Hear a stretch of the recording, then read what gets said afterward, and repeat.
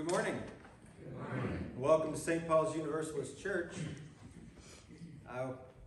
You may notice that this speaker doesn't match what's in your newsletter, but due to unforeseen circumstances, it's good to be back in the saddle. Is that Roy Rogers or Gene Autry? That's glad to be back in the saddle. A little before my time. Anyway, yeah, we did have a last-minute change, but no worries.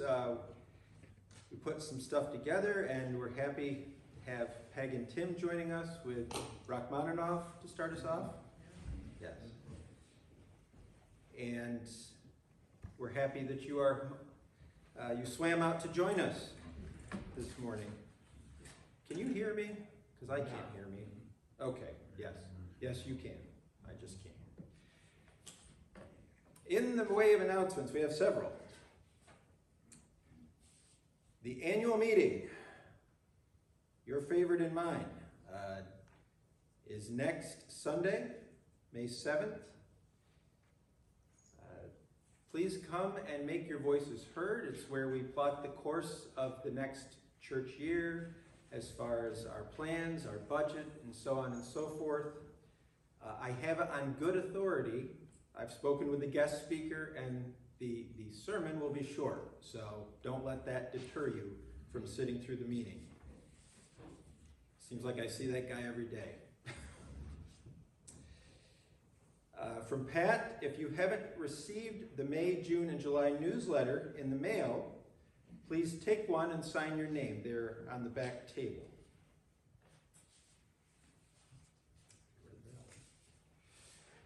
From our friend Teal, there will be a chicken barbecue dinner, May 13th. Menu is half a chicken, macaroni salad, coleslaw, beans, roll, and dessert for, am I reading $12, Teal? $12. Adults, or $12 for adults, $6 for child, under 5, free, not $3, free. Given the way these things seem to have run, come sooner rather than later. Yes, they tend to sell out fast.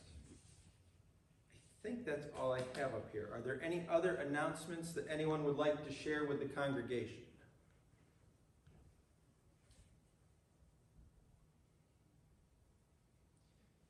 In that case, I open with the words of Margaret Weiss. She says, "Come into this place with your whole self.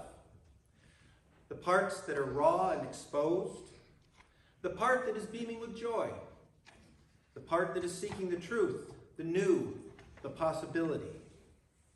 Come into this place, open your heart, lay down your burden, lift up your hope for something new to happen. Come into this place with fellow travelers on the journey, some faces new and others familiar, and all welcoming you here, now, to this moment."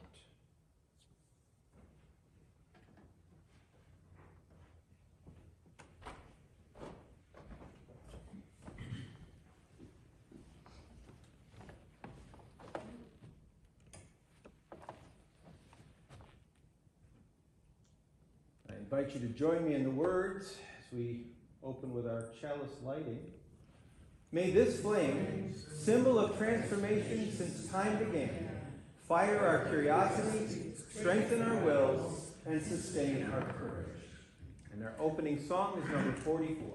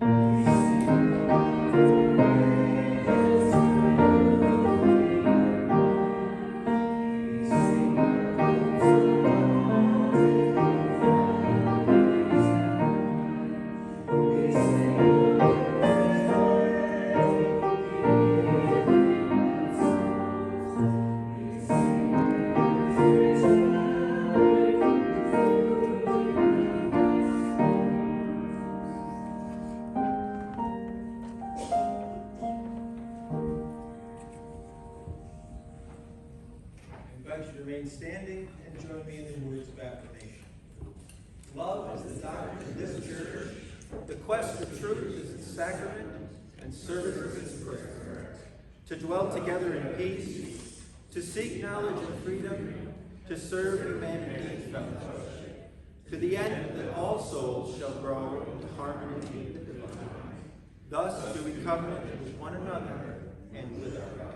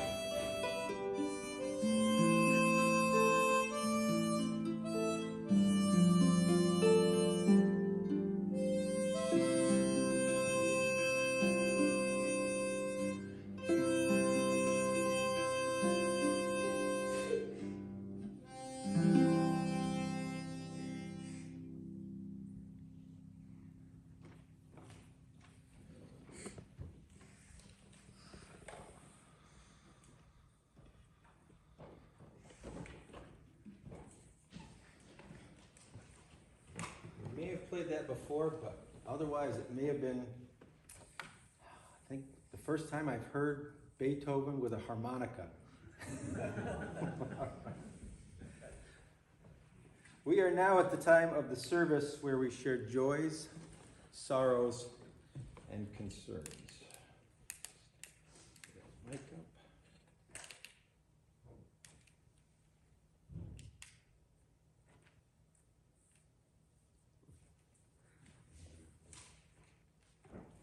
Bear with me.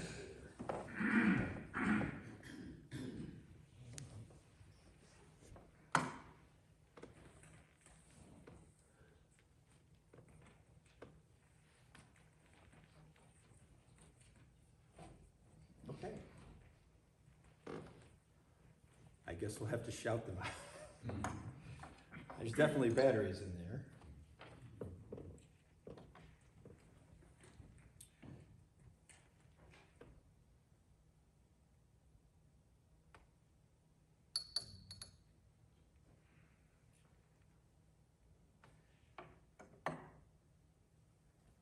This is a joy submitted by Teal.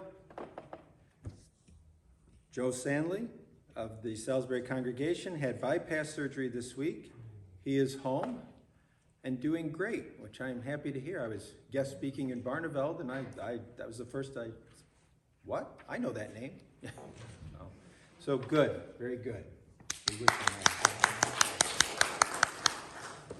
I remember correctly, Teal, that was a surprise, not a, he didn't know that was coming. I don't think your mic is on either. It's on. I can bump it up.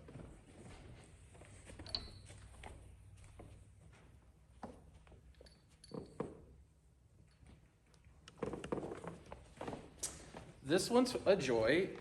Mary is doing well. She's been home for almost 9 days now, and she's slowly getting back to herself. And you know when she's feeling good, when I worry too much and she tells me to buzz off. I've never heard her say buzz off before, so. Prayer is still needed, but she's back to where she is.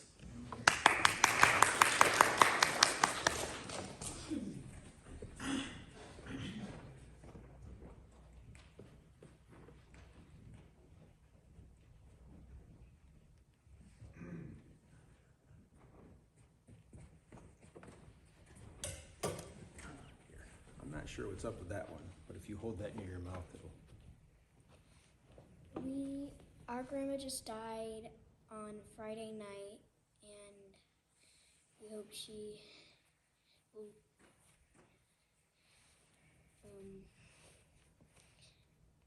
God will bless her in heaven. Yeah, I'm not sure. I may have to check the mics before we go to the offering, but their grandmother passed away Friday night, and they hope that she is blessed in heaven.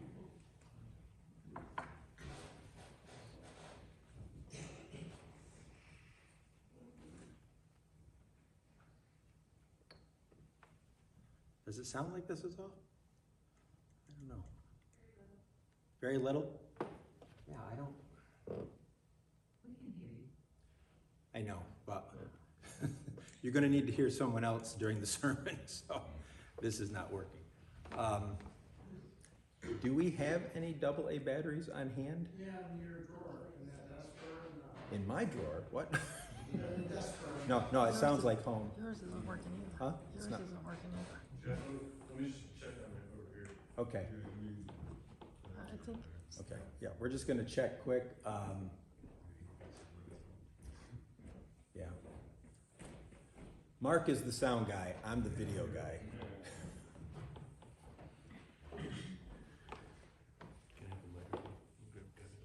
Oh, yeah, sure. I can't even get it to turn on. That's the thing. It's got batteries. Usually you hold it.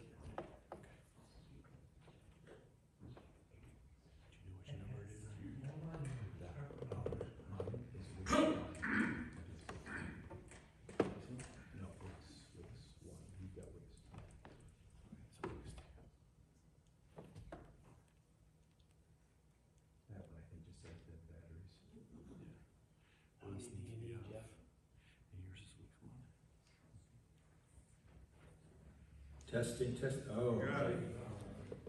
First, see, forget everything I said about red lights. Yeah. Okay.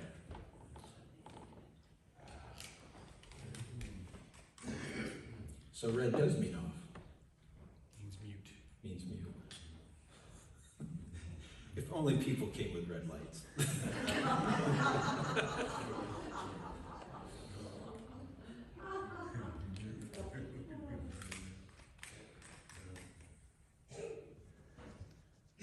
So red testing. There we go.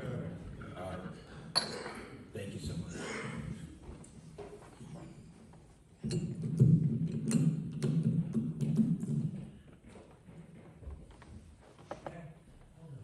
I'm so used to projecting my voice at work that I can't always tell. Yeah, I can tell now. Well, now that people can hear all of us, does anyone else have any joys, sorrows, or concerns that they would like to share?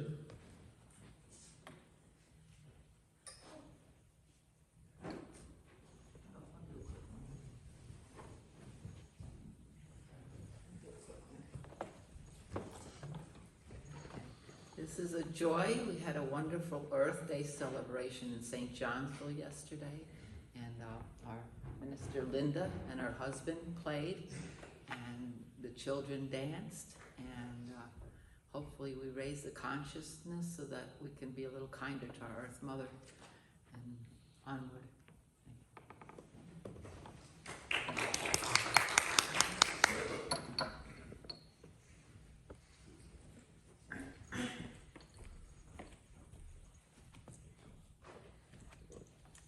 This is a joy.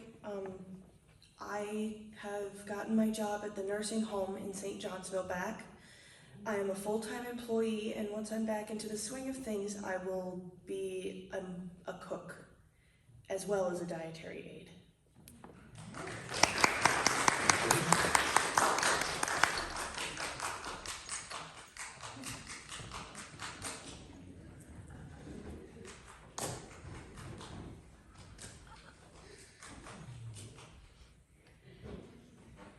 I just want to light a candle of welcome that our friends Tim and Peg are with us. I was relieved to hear that you'd be playing when I knew Mark wasn't playing. So, yeah.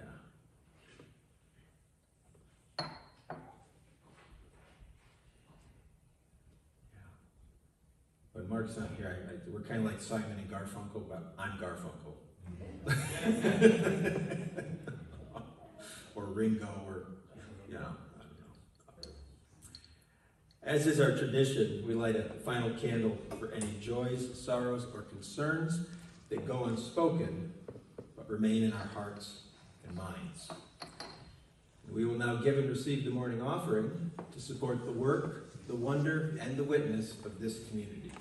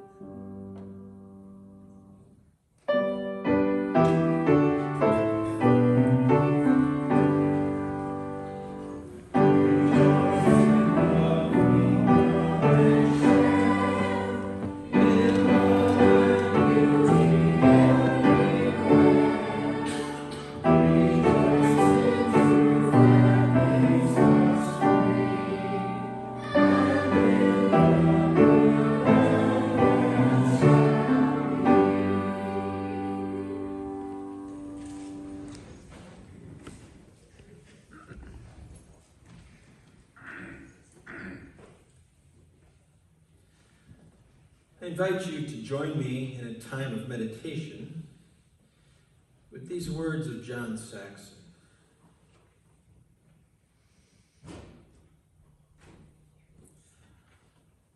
Source of all life, all love, all hope, known by many names and in many ways. We don't know who or what you are, or even whether you can be called a who or what. Our words fail us. Our minds fail us when we ponder the enormity, diversity, complexity, wonder, and beauty of the universe and this world. And yet we sense, more than we know, that our lives are part of a larger life, that we are indeed connected with everyone and everything in one interdependent web of being, and that there is something both immanent and transcendent, that nurtures and sustains our lives and life itself. Something that calls us and all life to greater wholeness and harmony. We give thanks this morning for all of the gifts and blessings of life, for this day, for the beauty and wonder and mystery of life, for our families and friends, for health and work, for opportunities to learn and love and grow, for the love and support of others in times of illness or despair.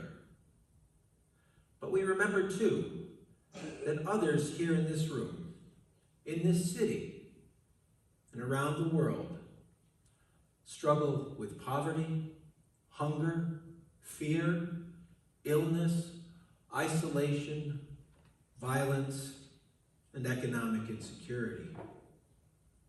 In the silence of this room, and in the silence of our hearts, may we hear the call to a wider perspective and a deeper resolve. May we live with greater compassion and care for ourselves, others, and creation. May we touch each other more deeply, hear each other more clearly, and see each other's joys and sorrows as our own.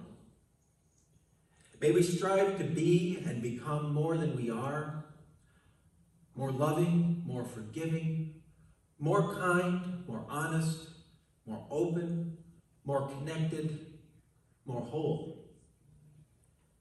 May we heal and be healed. May we face the uncertainties and tragedies of life with hope, faith, and courage, knowing that life is good and that we are not alone.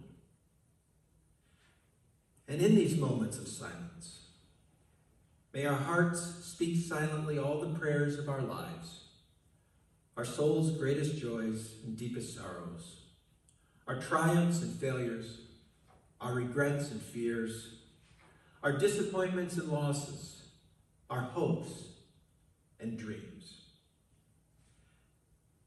Let us now share a moment of that silence where we listen to the wisdom of our hearts and minds.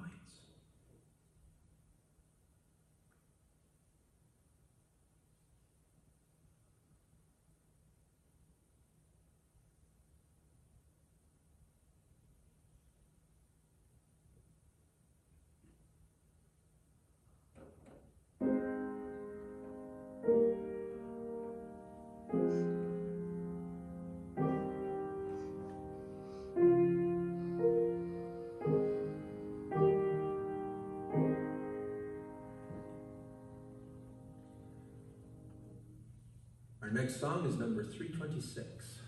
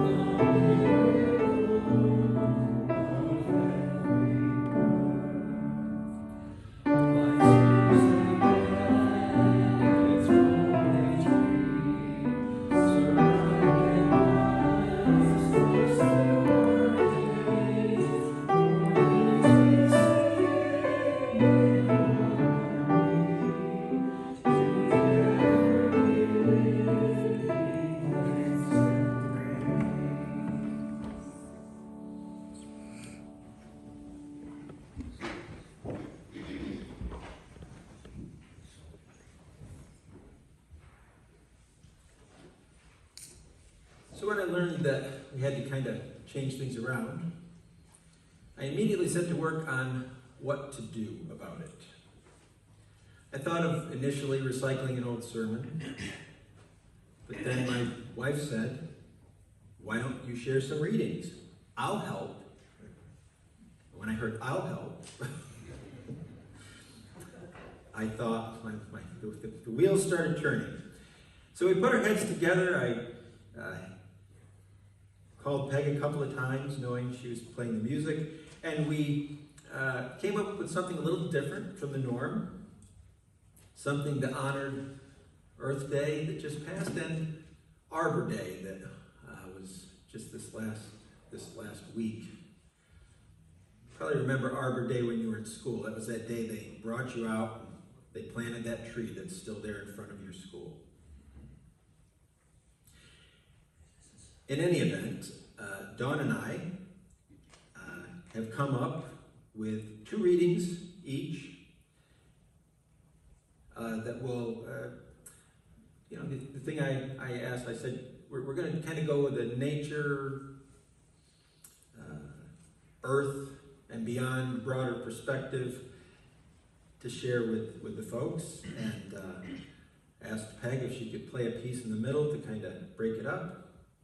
So at this time, I would like to invite my wife to join me up front, and we'll offer what hopefully will be some inspirational words to you.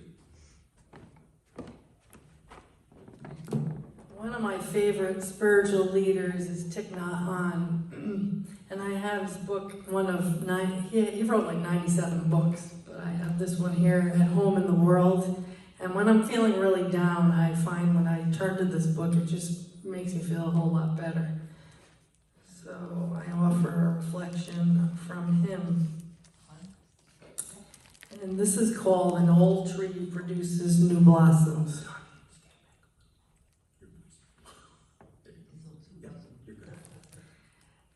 Biologically, I'm getting older and older every day, but in some way, I'm getting younger and younger. It's very strange. Every day I wake up and I have new insight like an old tree producing new flowers, and my love continues to grow.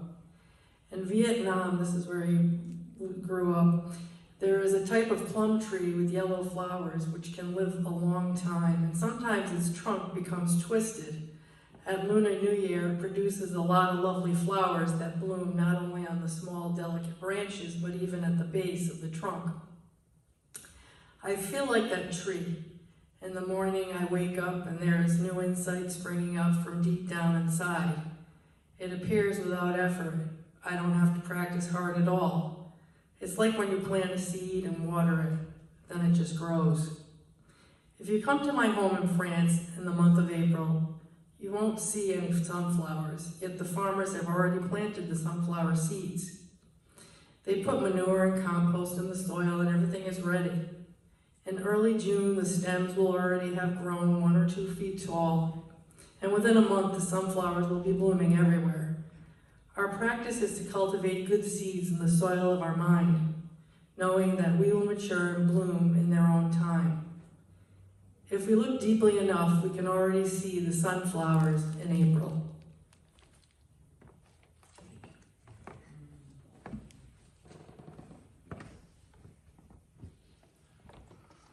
Sorry, when I hooked that up and I didn't think it was working, I bumped the volume. No, it was loud. It was your mom voice. Or at least the way the kids would have heard it when they were little. There's the mom voice, and then there's the dad look.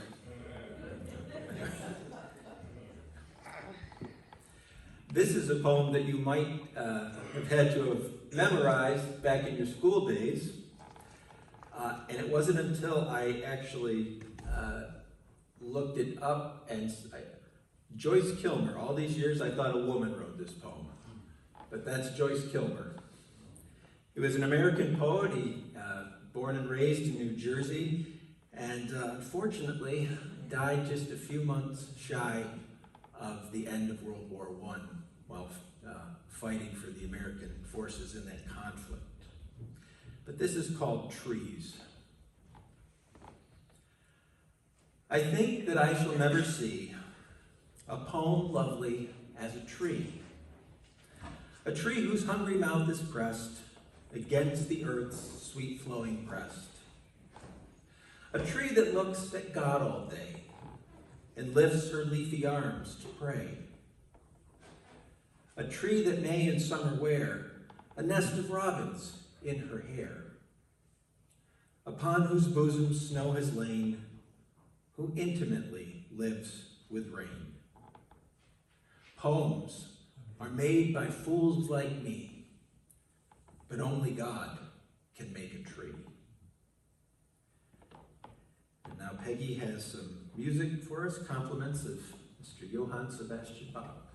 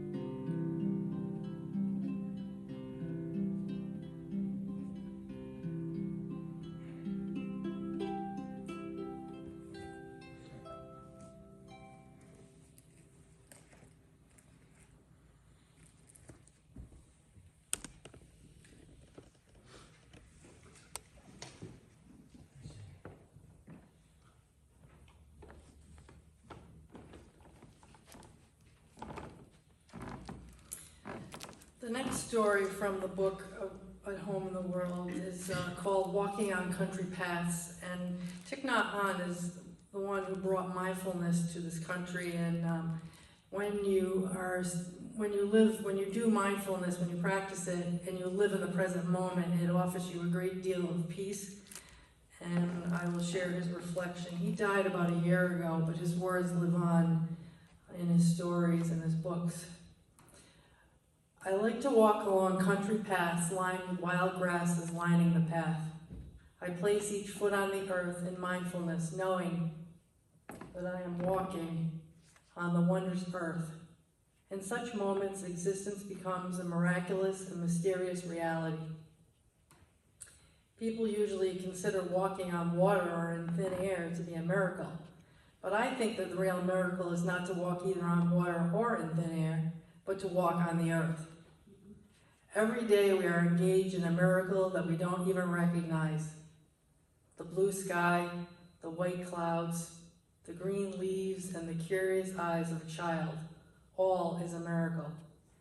When we walk, we're not walking alone. Our parents and our ancestors are walking with us. They're present in every cell of our bodies. So each step that brings us healing and happiness also brings healing and happiness to our parents and ancestors. Every mindful step has the power to transform us and all our ancestors within us, including our animal, plant, mineral, and mineral ancestors. We don't walk for ourselves alone. When we walk for our family and for the whole world.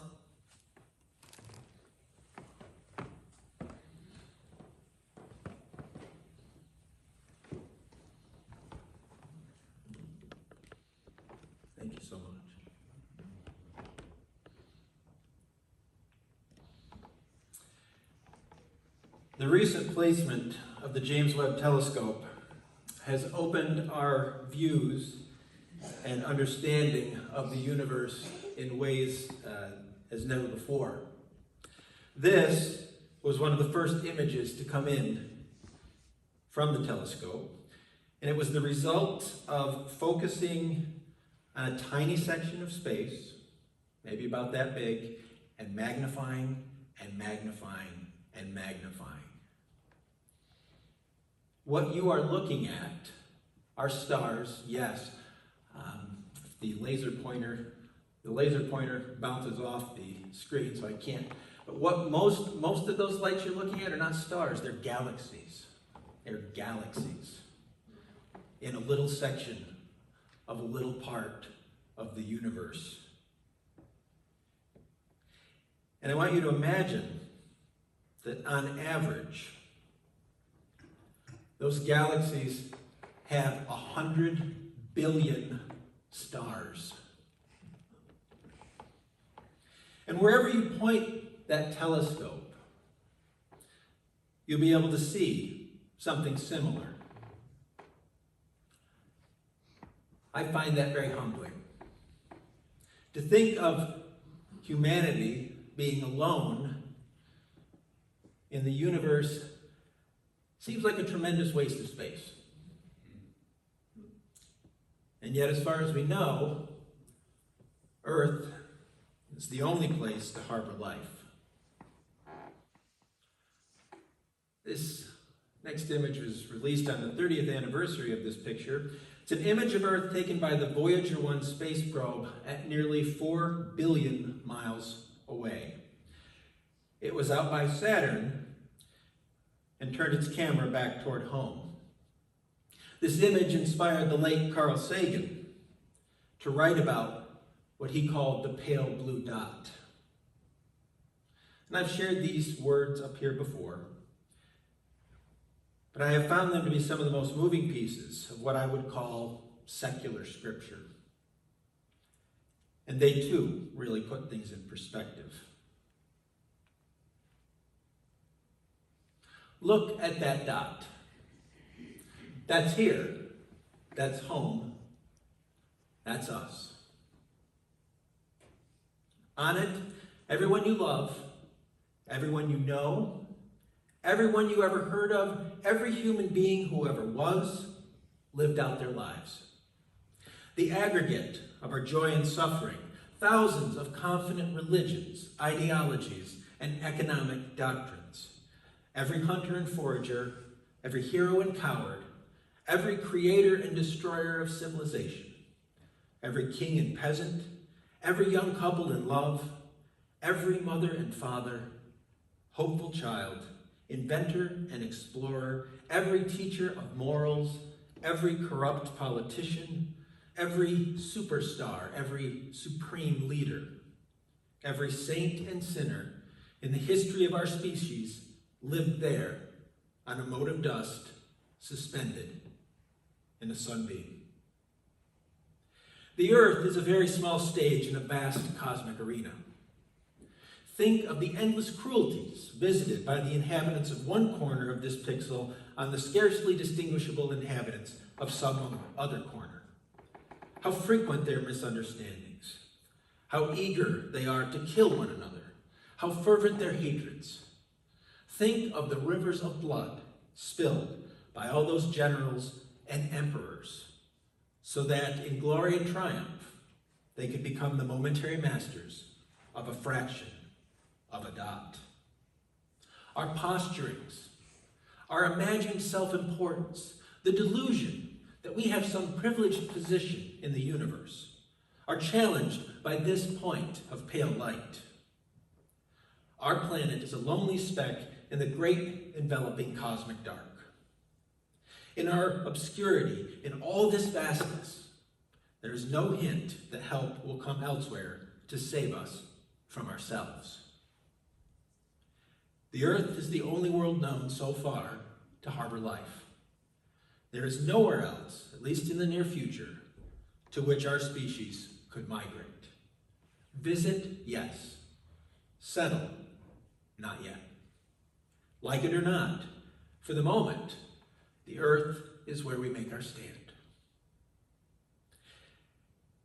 It has been said that astronomy is a humbling and character-building experience. There is perhaps no better demonstration of the folly of human conceits than this distant image of our tiny world. To me, it underscores our responsibility to deal more kindly with one another and to preserve and cherish the pale blue dot, the only home we've ever known. May we appreciate and honor our pale blue dot, our world, its resources, and each other before it's too late. And may that truly be so. Our closing song is number 331.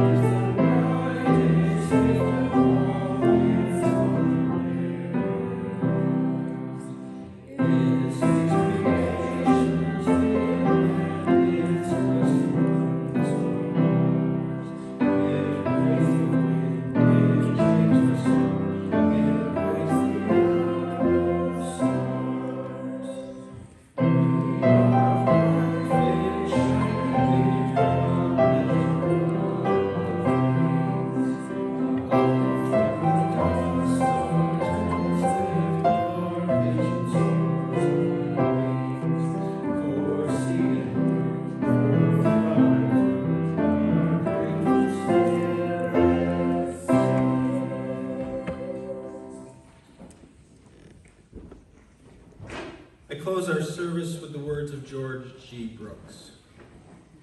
May the love that gives to life its beauty, the reverence that gives to life its sacredness, and the purposes that give to life its deep significance be strong within each of us and lead us into ever-deepening relationships with all of life.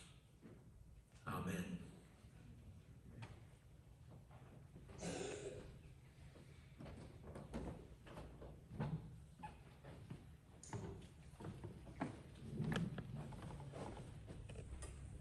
I invite you to join me in the words as we extinguish the chalice. We extinguish this chalice flame, daring to carry forward the vision of this free faith, that freedom, reason, and justice will one day prevail in this nation and across the earth. Please join us for our benediction.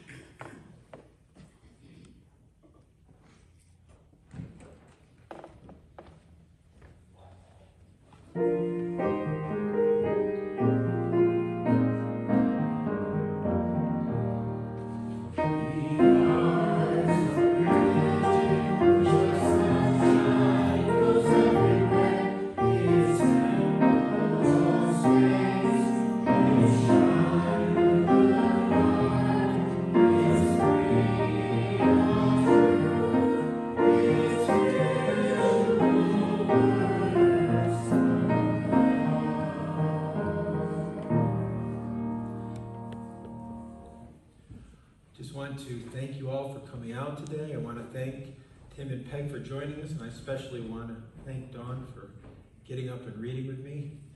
It's not the easiest thing, is it? Anyway, Peg's going to regale us with Now is the Month of Maying.